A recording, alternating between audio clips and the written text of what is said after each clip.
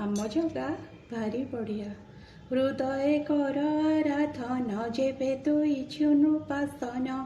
तू विश्व रक्षा इच्छा करे सुपुणे सत्यमूर्ति थरे पूजी तांकर पद्मपाद धाता लभिला ब्रह्मापद से भृत्य वत्सल पय रहे पुत्र बेगे आशा कर जेणु तो अभय चरणे आश्रय करंदी मुनि गणे तू एबे सर्वधर्म तेज परम पुरुषंकु भज से पद्म नेत्र बिना केहि दुख हरंदा तोर नाही जगत वंदनिया नारी से लक्ष्मी करे पद्म तोड़ी पद्म कमले परिचारी नृत्य करंदी न उछाली से पद्म पाते आश्रय कर समस्त ताप हे पदूर ए मंद माता वाक्य शुणी ध्रुव अमृत प्राय मणि समस्त भोग त्याग कला तक्षणे घरु बाहरिला ध्रुव जलंदे महाऋषि नारद प्रवेशिले आसी मार्गरे ध्रुव को भेटिले संतोषे आशीर्वाद कले अघनासन मुनि कर तक्षण देले ध्रुव शिर कल्याण करी मुनि वर वचन कहंती मधुर धन्य क्षत्रियंक स्वभाव किंचिते लभिमान भंग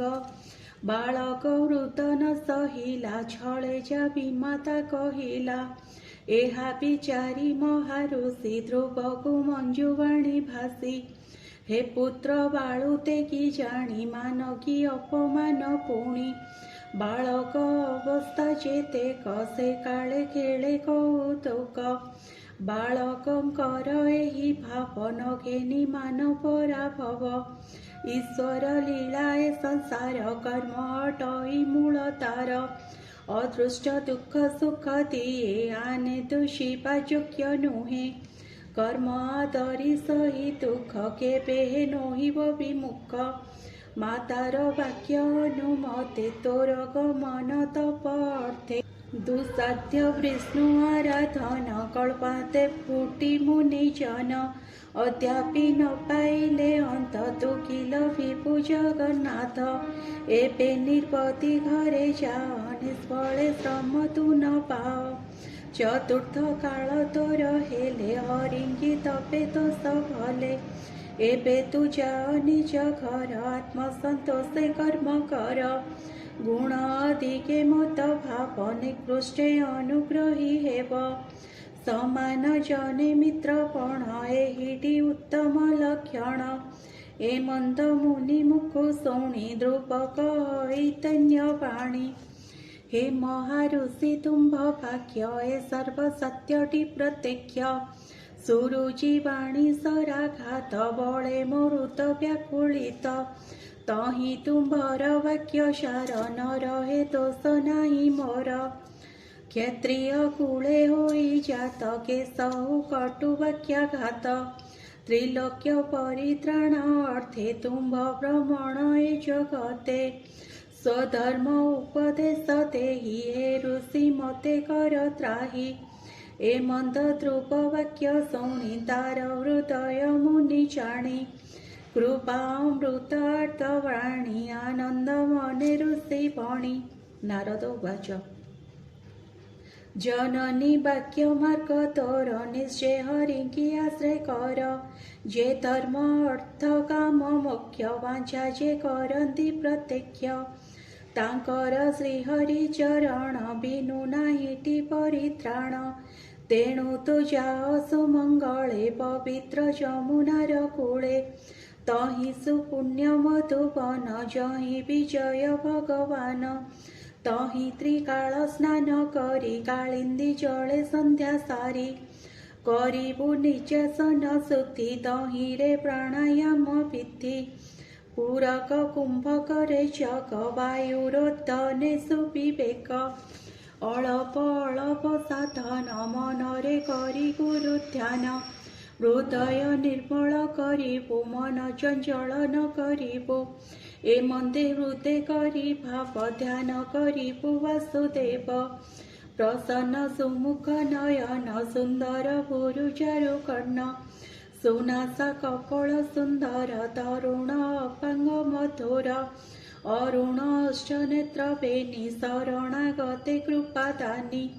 नवीन मेघ प्राय आभा श्रीपश्च चिन्हवृते शोभा वनमालाए वृते सहे पुरुष रूपे मन मोहे किरीट कुंडल केयूर बलय कौस्तभ सुंदर पीतवसन परिधान कटी मेघला शोभमान नूपुर रंगपात सहे जन नयन मन मोहे बेनिपातरे नख श्रेणी भक्त हृदय चिंतामणि करुणा मिशा अनुराग कटाक्ष वदन सुभग अळप हास्ये शोभमान मन निश्चले कर ध्यान एमंते ध्यान करी स्थिर शुण कहिबा मंत्र सार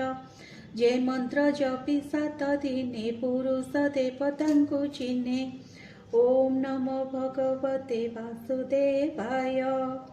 ए मंत्र उपचार देव हृदय विष्णु को पूजिब पवित्र जल वन्य फल दुर्वातृ लसी वस्त्रमाल जेबे इच्छिब आत्मभाव शिलादि प्रतिमा करिब समस्त करी निवेदन किंचित शेषे आस्वादन जे मंत्र मूर्ति भगवान नित्य करी पौरुते ध्यान ए मंद काय वाक्य मने हरि पूजन्ते समाधाने से भक्त वत्सल मुरारी प्रसन्न हेबे इत्यादि जेबे इंद्रिय निपारिब निरते हरि भावे थिब विशुद्ध भाव देखि तार मिलंदी ब्रह्मांड ईश्वर ए मंद ऋषि उपदेश श्रवणे ध्रुव हेला दोष मुनिंगी करी प्रदक्षिण बेगे से गला मधुवन नारद तक्षणे चलिले राजार पुरे प्रवेशिले नृपति देखिले नारद बेगे पूजिले ऋषिपाद नारद आसने बसिले राजांकु चाहि पचारिले राजन किस कर ध्यान सुखीची तुम्भर वदन कि बास फल नहे धर्म कि पुणी अर्थ काम।